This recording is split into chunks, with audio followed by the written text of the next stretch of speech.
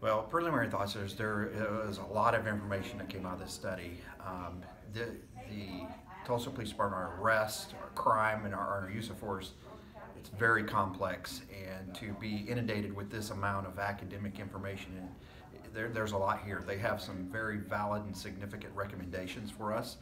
And so we think that this is a great opportunity for our police department to really step into the next 21st century of policing and become the leaders in our industry, because this research that has been done here is kind of it's leading edge research in terms of use of force for police departments across this country. So we're excited. At the same time, we're a little bit it can be overwhelming to think of the magnitude of this, but we know that going forward we have a lot of things that we're going to work on and a lot of considerations to take into account.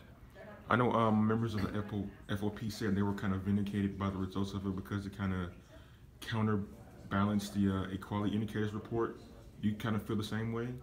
No, I don't know what they spoke to, but it's our position that, from the Tulsa Police Department, is we recognize that the quality indicators and the reports and the underlying issues that are there, and as we've said in public meetings, and when we look at arrests and we look at the outcomes of those arrests, we recognize the disparities in those outcomes, right? And so that's why want to be on the forefront of addressing that.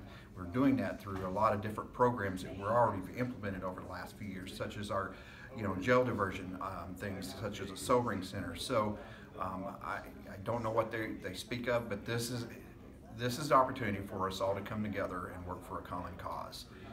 This research is much more in-depth and academic level for us, and it is scientific based. And so with that, taking the data and us using that data and using the science behind it is going to be our driving factor. So from the research you were exposed to this afternoon, what was your biggest takeaway from it, from the use of force part at least? The biggest takeaway is it is a very complex issue.